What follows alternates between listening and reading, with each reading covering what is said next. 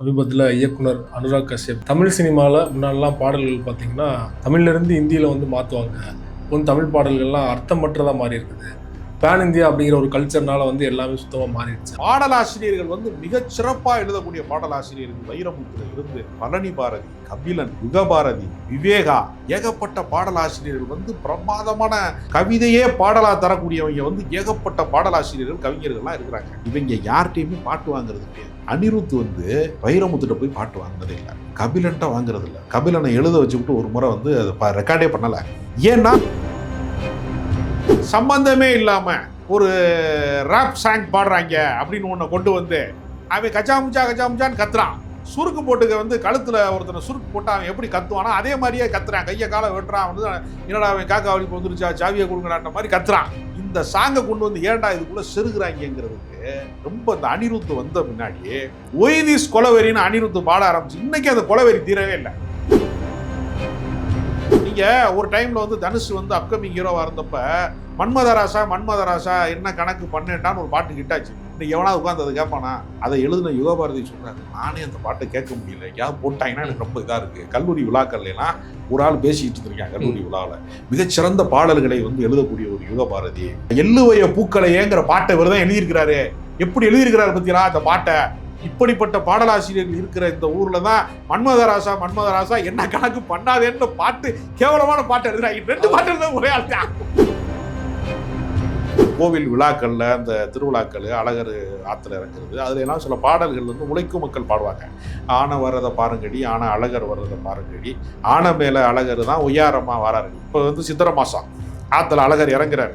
அப்ப ஆனை மேல அழகர் எப்படி வர்றாரு அப்படிங்கிறத, ஆனை வரத பாருங்கடி, ஆனை அழகர் வரத பாருங்கடி, ஆனை மேல அழகர் தான் ஒய்யாரமா வரடி அப்படிங்கிற பாட்டை அதோடைய அந்த சாராம்சத்தை உள்வாங்கிக்கிட்டு தான், ஆயிரந்தாமரை முட்டுக்களே வந்து ஆனந்த கும்மிகள் கொட்டுங்களே, இங்கு இரண்டு காதல் மல்லிகை தொட்டுக்கொள்ளும் காமன் பண்டிகை, கோயிலில் காதல் தொழுகை,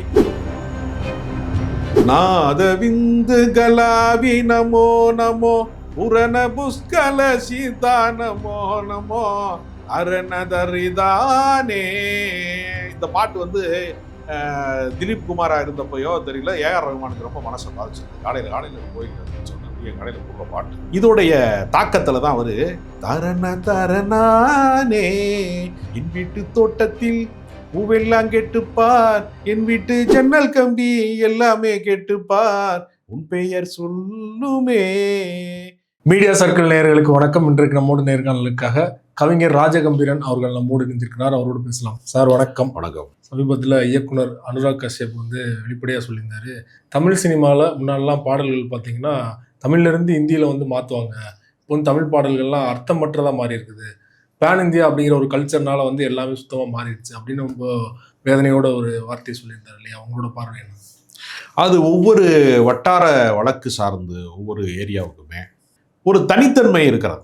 இப்போ கருத்தமான ஒரு படத்தை வந்து பாரதி ராஜா வந்து உசிலம்பட்டியில் பகுதிகளில் பெண் குழந்தைகளுக்கு வந்து இந்த மாதிரி எருக்கம்பாலை கொடுத்து கள்ளிப்பாலை கொடுத்து குழந்தைகளை கொள்றாங்க அப்படின்னு ஒரு சம்பவம் இருக்குது. அப்படிங்கிறப்ப அது அந்த ஊரோட பிரச்சனை. அது அப்போ அந்த பகுதி சார்ந்த மக்களுக்கு அந்த பிரச்சனையினுடைய வீரியம் தெரியும்.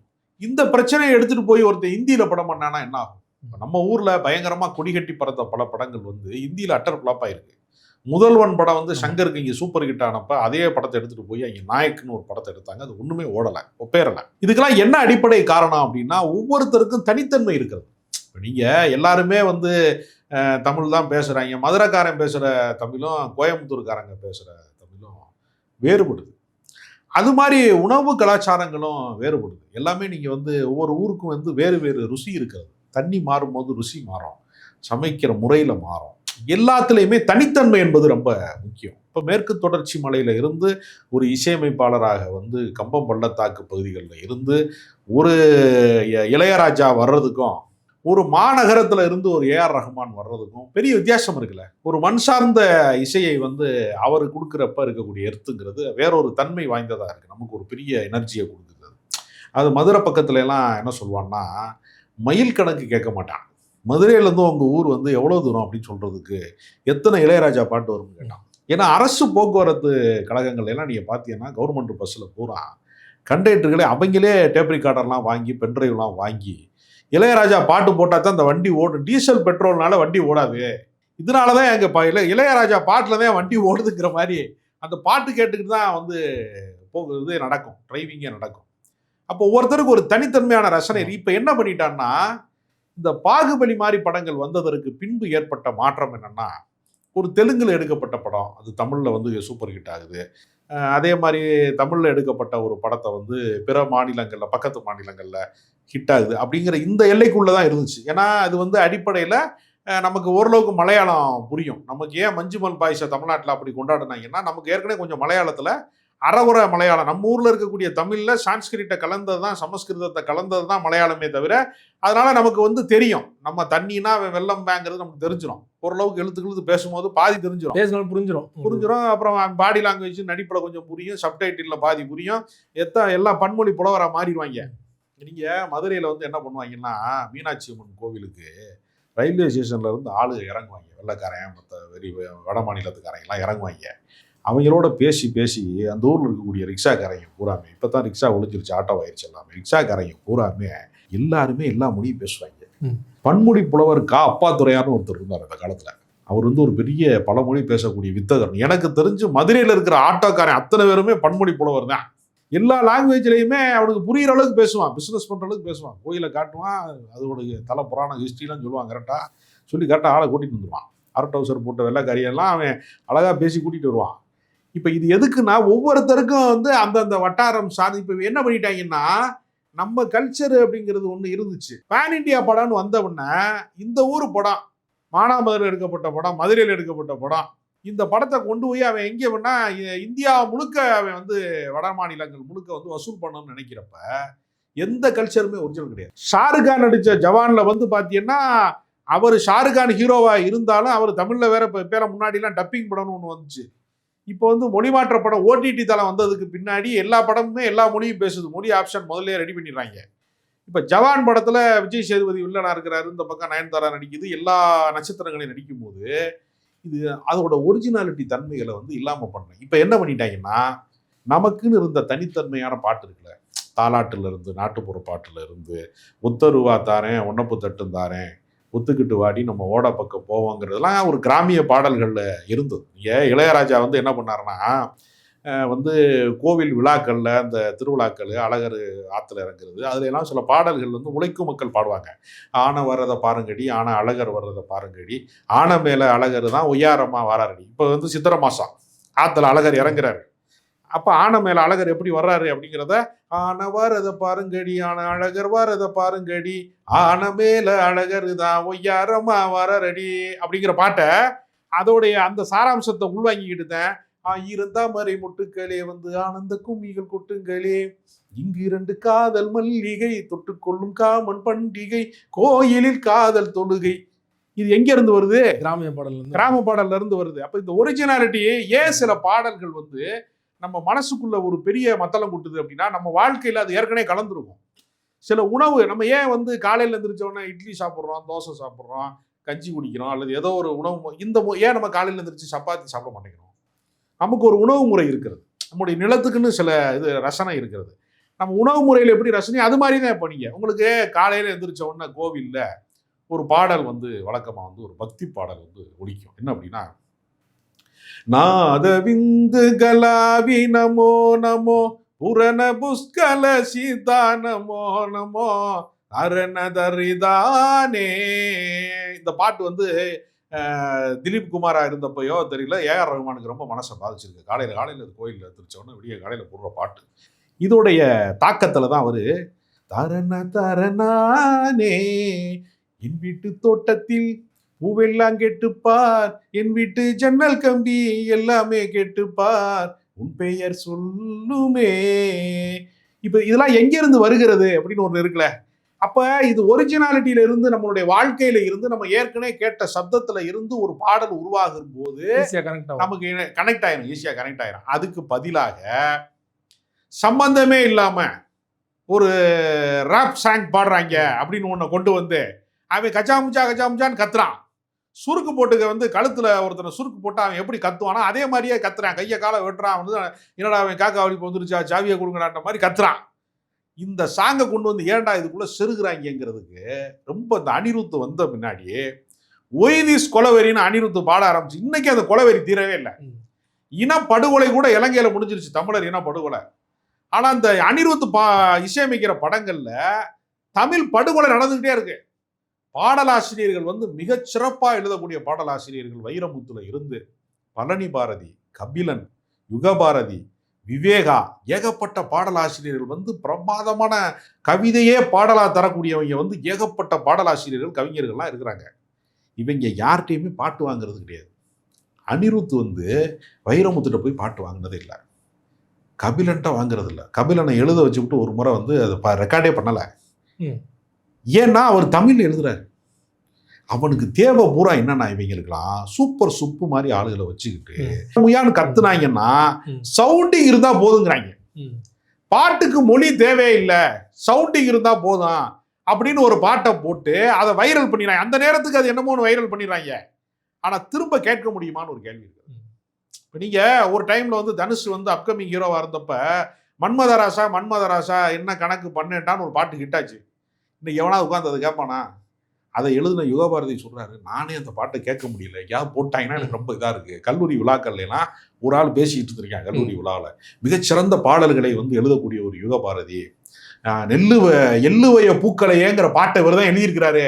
எப்படி எழுதியிருக்கிறாரு பத்தியா அந்த பாட்டை? இப்படிப்பட்ட பாடலாசிரியர்கள் இருக்கிற இந்த ஊர்ல தான் மன்மதராசா என்ன கணக்கு பண்ணாதேன்னு பாட்டு, கேவலமான பாட்டு எழுதுறாங்க. 2 பாட்டு எழுத ஒரே ஆள் தான். அப்போ தெரியாம சொல்லிட்டு இருக்காங்க. அப்போ ஒரு பாடலாசிரியர் நல்லா எழுதுவாரு, அவரு என்ன செய்யறதுன்னு தெரியல. அவரு அமைதியா இருந்துட்டாப்ல, நான் தான் சொல்லாம அமைதியா இருந்துட்டாப்ல. அப்ப ஒரு பாடலாசிரியருக்கு பல தனித்தன்மைகள் வந்து இருக்கும். அம்மா என்று அழைக்காத உயிர் இல்லையேன்னு எழுதின அதே வாலி தான் நேத்து ராத்திரி அம்மாவை எழுதியிருக்காப்ல. ஒரு அம்மா அப்படி பயன்பட்டுருக்கு, ஒரு அம்மா இப்படி பயன்பட்டுருக்கு. அதனால நல்ல பாடல்கள் எழுதுவதற்கான சூழல்களை பூராமே அடிச்சு நொறுக்குறாங்கிறது. இப்ப பேன் இண்டியாங்கிற பேர்ல எல்லா கலாச்சாரத்தையும் மொத்தமா போட்டு கெடுத்து நாசம் பண்ணி இந்த என்ன பண்ணுவாங்கன்னா, மிஞ்சின பழத்தை பூரா சேர்த்து வச்சு ஃப்ரூட் மிக்சர் போடுவாங்கல்ல, இந்த பழம் நாளைக்கு தாங்காது இன்னைக்கு அடிச்சிருவோன்ட்டு போடுறான்ல. இப்போ வந்து இந்த பேன் இண்டியா படம்ங்கிறது பூராமே நீங்க பார்த்தீங்கன்னா ஃப்ரூட் மிக்சர் தான். இது இப்படியே படத்தை போட்டு என்ன பண்றானா, திரும்ப இப்போ நீங்க விவசாயிகள் வந்து தற்கொலை செஞ்சுக்கிறாங்கன்னு ஒரு காட்சி வந்து ஜவான்ல வைப்பாங்க. இப்போ நான் என் ஊர்ல இருக்கிற விவசாயி தற்கொலை பண்ணிக்கிற முகம் அதுல இல்லையே. அது வந்து முகம் ஏதோ மகாராஷ்டிராக்கான முகம் மாதிரி இருக்கு, இந்த பக்கம் அது வந்து ஏதோ ஒரு நேபாளி முகம் மாதிரி இருக்குன்னு ஒருத்தன் வந்து வட்டிக்கு பணம் கொடுத்துட்டு திரும்ப வந்து வசூல் பண்ண வர்ற முகம் வேற மாதிரி இருக்கு. அது என் முகத்தோட கனெக்ட் ஆக மாட்டேங்குதுல. அதனால தானே சில ஹீரோக்களையே நீங்க பக்கத்து வீட்டு பையன் மாதிரி இருக்கிற கதாநாயகர்களை வந்து மக்கள் அதிகமாக அங்கீகரிக்கிறான்ல. ஏன் விஜய் சேதுபதி வெற்றி பெறாரு? ஷாம் மாதிரி ஹீரோக்களுக்கு வந்து ஏன் வந்து ஒரு பெரிய இது கிடைக்க மாட்டேங்குது? சாக்லேட் பாய் இமேஜோட நின்று போயிடுச்சு. ஏன் நின்று போச்சு அப்படின்னா, அது அந்த கலரு வந்து இவங்களுக்கு வந்து ரசனைக்குரியதா இல்லை, நம்பிக்கைக்குரியதா இல்லை. அவனுக்கு எது பிடிச்சிருக்கு அப்படின்னு பார்க்கும்போது பக்கத்து வீட்டு பையன் மாதிரி இருக்கப்போ ஒரு முரளி மாதிரி ஹீரோ, விஜயகாந்த் மாதிரி ஹீரோக்கள்லாம் வெற்றி பெற்றது, ரஜினிகாந்த் வெற்றி பெற்றது, விஜய் சேதுபதி வெற்றி பெற்றதுல ஒரு தன்மை இருக்குல்ல. அதனால இப்போ பாட்டை பூரா அவங்க என்ன பண்ணிட்டாங்கன்னா, சவுண்டு இருந்தா போதுங்கிற இடத்துக்கு வந்துட்டாங்க. சவுண்டு இங்கிலீஷ் கலப்பு இருக்கணும். ஆமா, அது நான் கூட தவறாக கருதிட்டேன் ரொம்ப நாளா. இங்கிலீஷ் மீடியத்திலேயா படிச்சு வர்றாங்க, பாதி பேருக்கு தமிழ் தெரியல, அதுக்காகத்தான் ஆங்கிலத்தை கலந்து வந்து கொஞ்சம் எழுதுறாங்க போல இருக்கு. அவங்களுக்கு தமிழ் தெரியாதனால எழுதுறாங்களா, இல்ல கேட்கிறவனுக்கு தமிழ் தெரியாதுங்கிற கணக்குல எழுதுறாங்களா அப்படின்ற நான் யோசிச்சேன். ஏன்னா நம்ம முன்னோர்கள் எழுத படிக்க தெரியாதவங்க இருந்த காலத்துல 40-50 வருஷத்துக்கு முன்னாடி பூராமே தூய தமிழ்ல நதியில் விளையாடி கொடியில் தலை சீவி நடந்த இளந்தென்றலேன்னு பாட்டு எழுதியிருக்கானே. நதியில விளையாடுமாம்ல, கொடியில போய் தலை சீவுமாம்ல, எது இளந்தென்றது அப்படிங்கிறதான் எழுதியிருக்கானே. கவிதையா எழுதியிருக்கிறாங்களே கண்ணதாசன் மாதிரி கவி அரசர்கள்லாம் எழுதி. அப்ப ரொம்ப அற்புதமான கவித்துவமான பாடல்கள் எல்லாம் பாமரர்கள் இருந்தபோது வந்துச்சு. எல்லாரையும் படிச்சுட்டாங்க. வந்து தமிழ்நாட்டில் வந்து 95% மேல படிச்சுட்டாங்க, 96% படிச்சுட்டாங்கன்னு சொல்லும் போது ஒய்திஸ் கொலவெறியை தாண்டி இவங்க வரமாட்டேங்கிறாங்களே. பூராமே சவுண்டிங், பூராமே எந்த பாட்டையுமே நினைவு கொள்ள முடியல. ஆனா அதை ரசிக்கிறதுக்கும் ஒரு கூட்டம் இருக்கு இல்லையா? அதுதான் இன்ன வரைக்கும் யூடியூப்ல அதிகமான ஏன்டா மோசமா படம் இருக்கிறீன்னு கேட்டா அதைத்தான் பாக்குறாங்கிறான். ஏன்டா மோசமான படமா பாக்குறான், அதைத்தானே இவங்க எடுக்கிறாங்கிறான். மாத்தி குற்றச்சாட்டு சொல்றாங்க. யாராவது கேட்டாங்களா இந்த மாதிரி நீ வந்து கொலவெறி சாங்கா போடணும், எங்களுக்கு நீ வந்து தமிழை கொலை செய்யறதுக்கான பாட்டா போடணும், அப்படிங்கிறது யாராவது கேட்டாங்கன்னா அது இல்லை. அவரும் மெலோடிலாம் 1-2 பண்ணியிருக்காரு. மெலோடி பண்ணாமலாம் இல்லை. இந்த திருச்சிற்றம்பலம் மாதிரி படங்கள்லாம் ஆனா அந்த அளவுக்கு ஒரு மெலோடி ஹிட் சாங் ஆகுது. நல்லா பண்ணியிருக்காரு. ரவுடி அவருக்கு பேபி அப்புறம் வந்து இந்த மாதிரி குலவெறி பாட்டு தானே ஹிட் ஆகுது இல்லையா? ஆமா ஆமா நிறைய பாடல்கள் வந்து அவர் பண்ணியிருக்கிறாரு. ஆனா அதை நம்பாம அவங்க என்ன பண்றாங்கன்னா, அந்த ஏதாவது இந்த அரபி குத்துன்னு ஒண்ணு போட்டாங்களே, ஆமா. அது மாதிரி பாடல்களை போடுறது, அது அந்த நேரத்துல தான் இருக்கும். திரும்ப நினைவு கொள்ள முடியாது. நீங்க ஒரு பாட்டை எப்படி நினைவு கொள்வீங்க? காலத்துக்கு நிலைச்சு காலத்துக்கு நினைவு கொள்வதற்கு அந்த வரிகள் தான் உங்களுக்கு நினைவுல நிற்கக்கூடியது. சின்ன சின்ன ஆசை, சிறகடிக்க ஆசைனா அந்த வரி தானே நினைவு விட்டோம் உங்களுக்கு. சிறந்த பாடல், உன் சமையலறையில் நான் உப்பா சர்க்கரையா, எகிரி குதித்தேன் வானம் இடித்தது. இதெல்லாம் வந்து ஒரு ஒரு கவித்துவமான பாடல்கள் வருகிற போது தான் வந்து உங்களுக்கு நினைவுல நிற்கும். அந்த மாதிரி பாடல் வரிகளை ரசிக்கக்கூடிய ஆட்கள் இப்ப இல்லையா? இல்லைன்னா வந்து மியூசிக் டைரக்டர்ஸ் வேறான்றாங்க. இல்ல அப்படிப்பட்ட பாடல்களை வரவிடாம பாத்துக்கிறாங்க. ஓகே.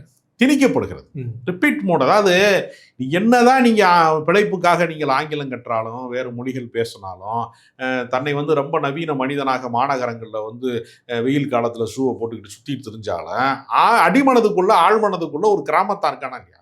ஒரு நாட்டுப்புறத்தான் தான் எங்க இருந்து புறப்பட்டோன்னு ஒரு வேறு இருக்குல்ல எல்லாத்துக்குமே. எதுக்கு வந்து நவநாகரிக வாழ்க்கைக்குள்ள எல்லாத்தையும் வாழ்ந்துட்டு அப்புறம் குலசாமி கோயிலை கும்பிடுறதுக்கு எதுக்கு கிராமத்துக்கு தேடி போறேன்? நீங்க எத்தனை ஸ்டார் ஹோட்டல்ல நீங்க சாப்பிட்டாலும் அம்மா கையில வந்து சாப்பிட்ட மீன் குழம்போட வாசனை எனக்கு இன்னும் திரும்ப கிடைக்கலன்னு சொல்றவன் இருக்கத்தானே செய்யறான். அப்ப உங்களுடைய 10 பருவம், உங்களுடைய டீனேஜுக்குள்ள என்ன மாதிரியான ரசனைக்குள்ள நீங்க பழக்கப்படுத்தப்படுறீங்க? அது உணவா இருந்தாலும் சரி, சினிமாவா இருந்தாலும் சரி, நல்ல பாட்டு கேட்கிற பழக்கமா இருந்தாலும் சரி, எல்லாமே நீங்க வந்து மெலடி சாங்கே இல்லாம பண்ணாங்க. எல்லா பாட்டுமே குத்துப்பாட்டு. 10 பாட்டுலாம் படிச்ச புலவர்கள்லாம் கவிஞர்கள்லாம் வந்து குத்துப்பாட்டு மட்டுமே எழுதக்கூடிய ஒரு நிலைமைக்கு ஆளாயிட்டாங்க அப்படின்னு சொல்லக்கூடிய ஒரு இடம் இருக்கு.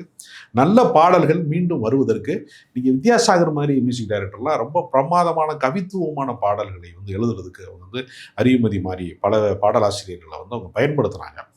அந்த வரிசை வந்து இப்பொழுது அறுபட்டு போய் கடைசி பாடலாசிரியர் வந்து நான் முத்துக்குமார் தான் கொஞ்சம் பேர் சொல்றாங்க. அப்படி இருந்திருக்க கூடாது. இப்பயும் எழுதக்கூடியவங்கலாம் இருக்கிறாங்க. நல்ல பாடல்கள் எழுதக்கூடியவங்கலாம் வந்து தாமரைலாம் இப்போ தமிழ்ல அற்புதமான மொழியில எழுதக்கூடியவங்கலாம் இருக்கத்தான் செய்யறாங்க. ஆனா இவங்க வந்து ரசிகர்களுடைய ரசனையை வந்து ரொம்ப குறைவாக மதிப்பிடுகிறார்களோ. ஏன்னா மெலடி சாங் தான் காலத்தால நிலைபெறும். குத்துப்பாட்டு நீங்க ஷேர் ஆட்டோவில் போகும்போது ஃபுல் சவுண்டா அந்த ஒட்டுமொத்த போக்குவரத்து சத்தத்தை கட் பண்ற அளவுக்கு ஒரு சத்தத்தை போடுவாங்க பாட்டா.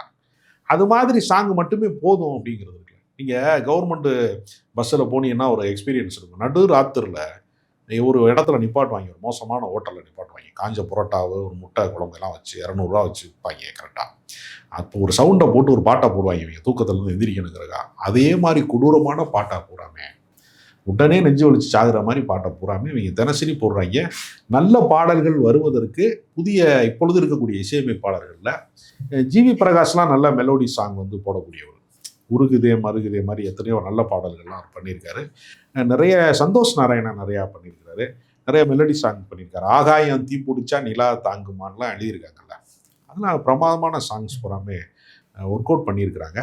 அதனால அந்த தொடர்ச்சி வந்து இப்பொழுது இல்லாமல் போய்விடுமோ, அறுபட்டு போய்விடுமோ என்பதற்கு பின்னாடி ஒரு வணிக ரீதியான ஒரு காரணம் இருக்கிறது என்பதை தான் அனுராக் காஷ்யப் சொல்லியிருக்கிறாரு.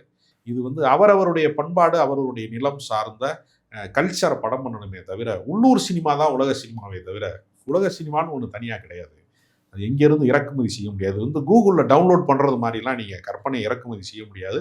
நல்ல பாடலாசிரியர்களுக்கு நல்ல தமிழ் கேட்பதற்கு, நம் குழந்தைகளுக்கு நல்ல தமிழ் பெயர் வைப்பதற்கு நல்ல பாடல்கள் வர வேண்டும்.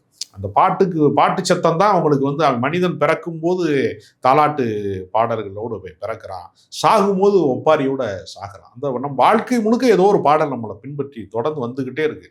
பல பேர்லாம், அதாவது இளையராஜாட்ட தான் அவர் ரசிகர் சொன்னானா, உன் பாட்டு மட்டும் இல்லைன்னா என் முண்டாட்டியை நான் அடிச்சே கொன்றுமேனாரான். அது மாதிரிலாம் பல பேருடைய மன ஆதங்கத்தை தீர்ப்பதற்கு கவுன்சிலிங் தான். மியூசிக் வந்து ஒரு கவுன்சிலிங் தான், மன ரீதியான ஒரு கவுன்சிலிங் தான்.